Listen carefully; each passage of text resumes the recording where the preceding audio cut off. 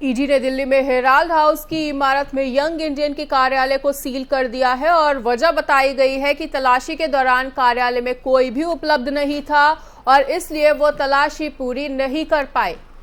आदेश में कहा गया है कि एजेंसी से बिना पूर्व अनुमति के परिसर नहीं खोला जाएगा और इसी बीच एआईसीसी मुख्यालय की सुरक्षा को भी बढ़ा दिया गया है, जिसके साथ ही 10 जनपद यानी कांग्रेस की अंतरिम अध्यक्ष सोनिया गांधी के आवास की सुरक्षा को बढ़ा दिया गया है। सूत्रों की माने तो ईडी कभी भी कांग्रेस दफ्तर पर छापेमारी की कार्रवाई कर सकती है और इन अटकलों के बीच कांग्रेस नेता मल्लिकार्जुन खड़गे, सलमान खुर्शीद, दिग्विजय सिंह, पी चिदम्बरम और अन्य दिग्गज एआईसीसी मुख्यालय पहुंचने लगे हैं। कांग्रेस अध्यक्ष सोनिया गांधी के कार्यालय और 10 जनपद आवास के बाहर अतिरिक्त पुलिस बल तैनात कर दिया गया है। वहीं कांग्रेस और राजस्थान के सीएम अशोक गहलोत ने अचानक से बढ़ाई गई पुलिस की सुरक्षा को लेकर सरकार पर निशाना साधा है।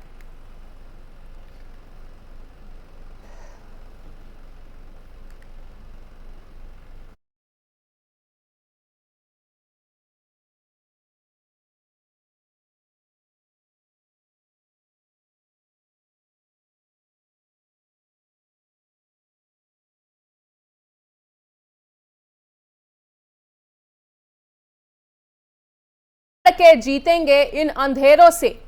नेशनल हेराल्ड का ऑफिस सील करना, कांग्रेस मुख्यालय को पुलिस पहरे में कैद करना तानाशाही की डर और बौखलाहट दोनों को दिखाता है, पर महंगाई और बेरोजगारी के सवाल तो फिर भी पूछे जाएंगे।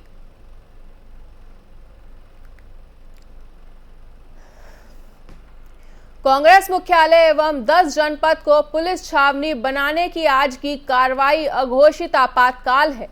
नेशनल हेराल्ड यंग इंडिया के दफ्तर को जबरन सील कर दिया गया है। एनडीए के इस तानाशाही सरकार के खिलाफ यदि कांग्रेस जनों के साथ आम जनता खड़ी नहीं हुई तो इसका खामियाजा पूरे देश को भुगतना पड़ेगा।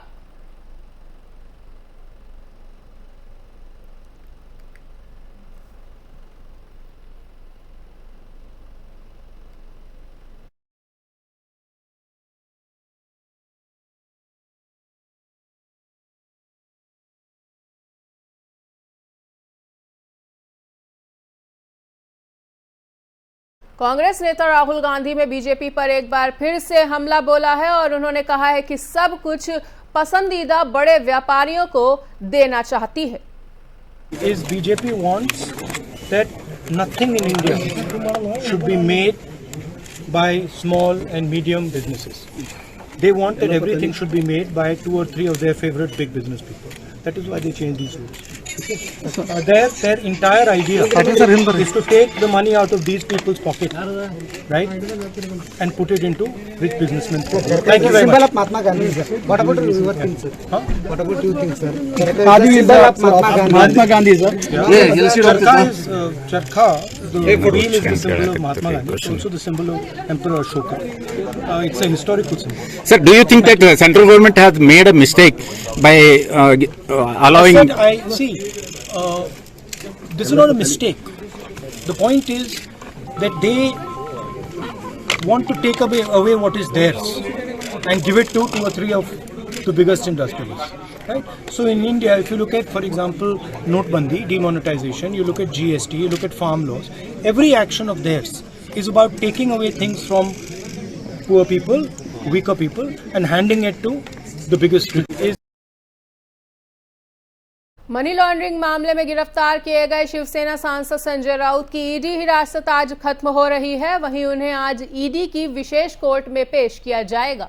बता दें कि ईडी ने मुंबई की एक चौल के पुनर्विकास में कथित अनियमितताओं से जुड़े एक मामले में रविवार को संजय राउत को गिरफ्तार कर लिया था। वहीं ईडी ने राउत को सोमवार को विशेष पीएमएलए कोर्ट में पेश किया गया था और 8 दिन की हिरासत की मांग की थी।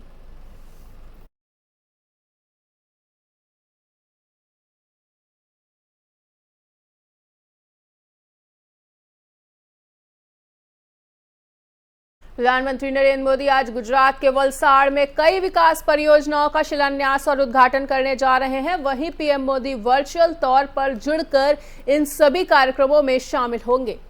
इस दौरान वो वीडियो कॉन्फ्रेंसिंग के माध्यम से ही कार्यक्रम को संबोधित करेंगे और प्रधानमंत्री कार्यालय की ओर से दी गई जानकारी के मुताबिक पीएम नरेंद्र मोदी 4 अगस्त को शाम 4:30 बजे वीडियो कॉन्फ्रेंसिंग के जरिए गुजरात के वलसाड़ में श्रीमद रामचंद्र मिशन धर्मपुर की विभिन्न परियोजनाओं का उद्घाटन और शिलान्यास करेंगे। पीएमओ ने बताया है कि धर्मपुर में श्रीमद रामचंद्र अस्पताल का उद्घाटन भी प्रधानमंत्री नरेंद्र मोदी द्वारा किया जाएगा। वहीं पीएम मोदी इसके अलावा Shrimad Ramchandra centre of excellence for women और श्रीमद रामचंद्र पशु अस्पताल का भी शिलान्यास करेंगे।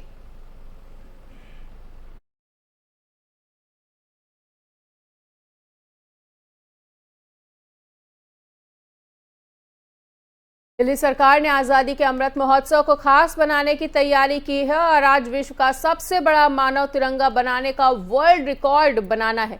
4 अगस्त यानी आज बुराड़ी ग्राउंड में ये वर्ल्ड रिकॉर्ड बनाया जाना है और इस दौरान सीएम केजरीवाल भी मौजूद रहेंगे। इससे पहले बुधवार को इसकी रिहर्सल की गई और इस कार्यक्रम के लिए हर सरकारी स्कूल में 200 बच्चों को शामिल होना है। 52,000 बच्चों के माध्यम से ये वर्ल्ड रिकॉर्ड बनाए जाने की तैयारी की जा रही है।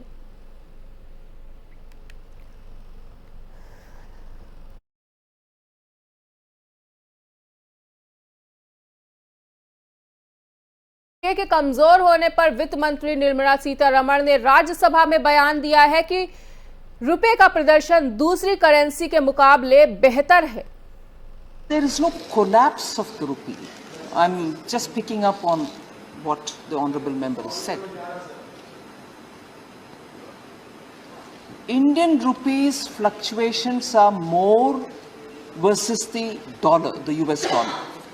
And even there, the performance of the Indian rupee is much better than its own peers.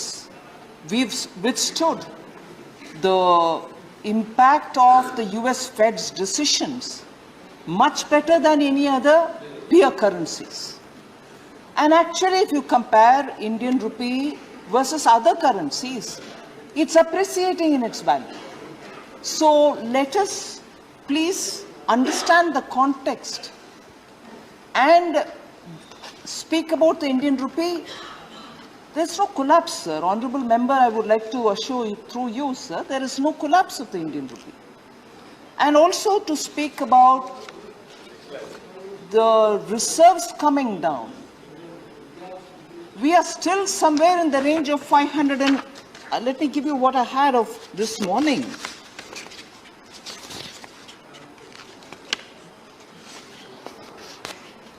As of 22nd July, it was at 571.56 billions reserves.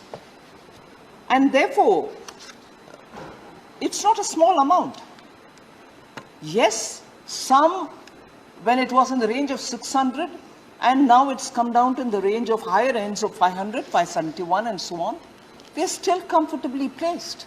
So I want the House to take into cognizance Indian rupees performance versus others, whether it's the US pound, UK pound and so on, and therefore contextualize India rupees performance versus the US, particularly because of the various steps which are being taken by the US Fed.